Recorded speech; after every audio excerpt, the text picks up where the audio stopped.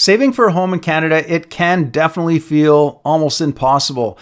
It's kind of like trying to fill a bucket with a hole in it. Am I right?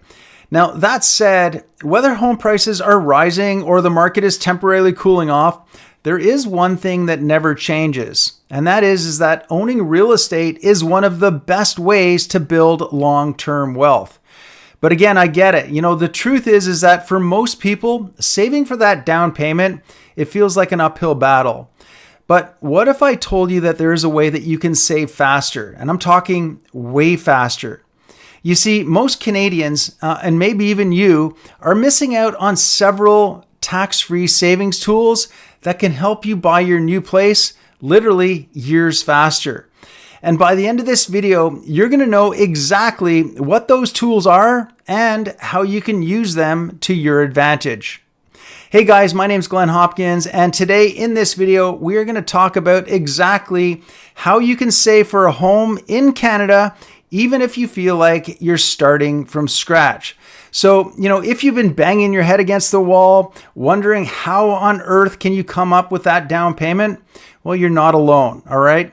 The truth is that saving for a home isn't about luck. It's all about using the right strategies that will actually work for you. And here's the kicker. Most Canadians are making a critical mistake that is costing them thousands of dollars in potential tax savings and thereby delaying their ability to buy a home. Are you making these same mistakes?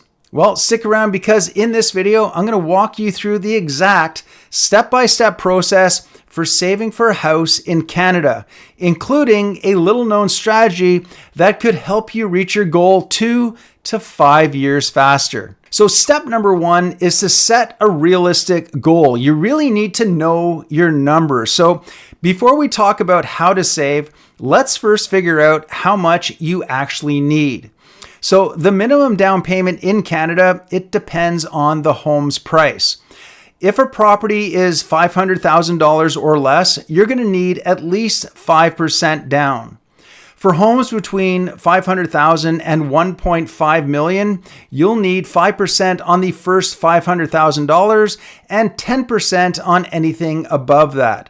And then if the home is $1.5 million or more, the minimum down payment, it jumps to 20%. So let's break that down with an example. Okay, so let's say you're looking at a $650,000 home. So you would have 5% on the first $500,000, which equals $25,000. And then 10% on the remaining $150,000 balance, which is equal to $15,000. So your total minimum down payment in this case would be $40,000. But that's not all, because you're also going to have closing costs that you're going to need to factor in. So things like legal fees, land transfer tax, and your home inspection. Now these together, they all typically add up to another 1.5 to 4% of your purchase price. So in this case, you'd want to set aside at least an additional $10,000 to $25,000 more just to cover those expenses. And by the way, guys, I put together a checklist summarizing everything that we are going to be talking about today in this video. So you can use that as a reference sheet to help you stay on track with all of your home savings plan. So you can scan on the QR code that I'll put up here on the screen just so that you can download it. Or if you want, I'll include a link in the description box below as well. Now, the bottom line here is the clearer you are on your numbers, the easier it's going to be for you to reach your goal. And that leads us to step number 2, which is to speak with a mortgage broker and get pre-qualified, okay? Because this is where most people, they go wrong. And they start saving without actually knowing how much home they can afford. And this is a big mistake because without a clear idea of your budget, you could waste months or even years saving for a price range that isn't even realistic, or worse, missing out on homes that you could afford. So taking the time to talk with a mortgage broker early on is going to give you a major advantage. First of all, you're not going to waste time looking at homes that are out of your price range. Second, you're going to know exactly what mortgage rates you qualify for, which is going to help you set a clear savings goal for your down payment. And most importantly, when you find the house that you love, you're going to be ready to act fast instead of having to scramble to get all of your financing in order. So if you don't already have a mortgage broker, let me know. I can gladly introduce you to somebody. What they're going to do is they're going to review your income, your debts, your credit score, and how much you've already saved thus far in order to give you a solid idea of what is going to be possible for you. And they can also shop around for you to get you the best rates and the best terms, which could literally save you thousands of dollars over the lifetime of your loan. So don't wait to do this, okay? Talk to a mortgage broker as soon as possible, even if you're not thinking about buying right away, because knowing where you stand, it's going to help you plan that much smarter.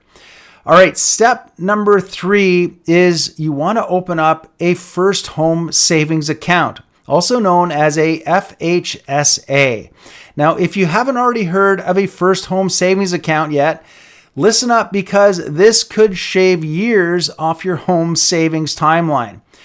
The FHSA is like a supercharged combination of an RRSP and a TFSA. Wow, that's a lot of acronyms. Wow.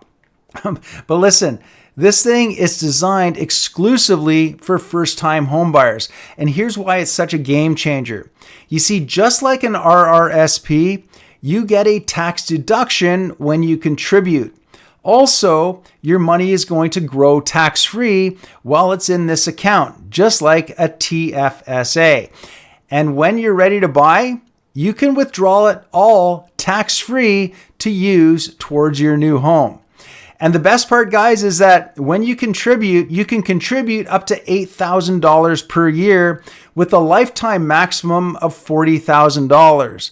And if you're buying with a partner, both of you can have a first home savings account, doubling your savings power together. Which leads us to step number 4, which is making sure that you take the time to speak with your bank or a financial advisor to set up these plans, okay? Because knowing about the first home savings account and an RRSP home buyer's plan is one thing, but setting them up properly is just as important. And that's where your bank or a financial advisor is going to come in. So they're going to help you open up the right accounts and start taking advantage of these tax-free savings. And they're even going to show you how you can optimize your contributions so that you're getting the maximum tax benefits. Plus, they're going to guide you on when and how to withdraw your money to make sure that you're minimizing your taxes when it comes time to actually use your savings to buy your home. So make sure you do not skip this step, because the sooner you get these plans in place, the more time your money is going to have to compound and to grow. Step number 5 is to automate your savings wherever and whenever possible. You know, saving for a home, it can take discipline, but the easiest way to stay consistent is to automate the process so that you don't even have to think about it. So set up an automatic transfer from your paycheck into a separate account just for your home. This way, you're going to be paying yourself first before you even have a chance to spend it. And if you do this with every paycheck, you're soon going to become accustomed to living off what is left over, and you're not even going to notice. This, by the way, is one of the true secrets of building long-term wealth. Also, you might want to consider downloading a Roundup app, an app like Mocha or Koho that will automatically round up your purchases to the next dollar and then invest that spare change for you automatically. This way, with every purchase, you also add to your savings. Another simple but powerful trick is that whenever you get a raise or a bonus, you're going to want to put that extra money straight into your home fund. You're not going to miss what you've never spent, and doing this could help you reach your goal much faster. The bottom line here is to set yourself up for success by making your savings as effortless as possible, where you never actually have to think about it and it's going to happen naturally. Step 6 is to consider house hacking, using rental income to qualify for a larger mortgage. Now, I know that buying a bigger home with a rental suite, it might sound like it's out of reach, but here's the thing. House hacking could actually help you qualify for more than you otherwise would. So instead of going the traditional route of a single family home, you might want to consider looking at a duplex, a triplex, or even a house with a legal basement suite. This way you can live in one unit and rent out the others, which means you're going to be bringing in some extra income every month to help you cover your mortgage. And here's where it gets really interesting. You see, lenders, they will factor in that rental income into your mortgage application. So instead of just relying on your own salary, that extra income could actually bump up how much you qualify for.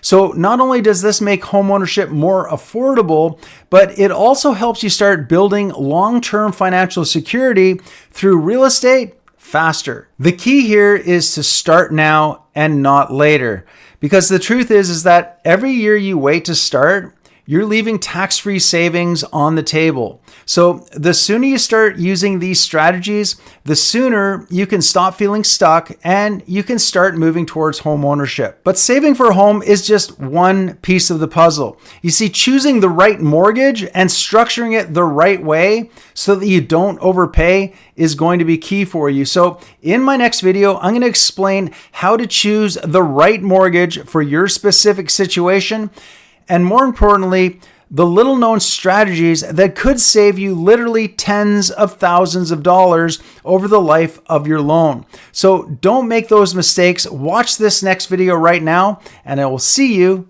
in that video.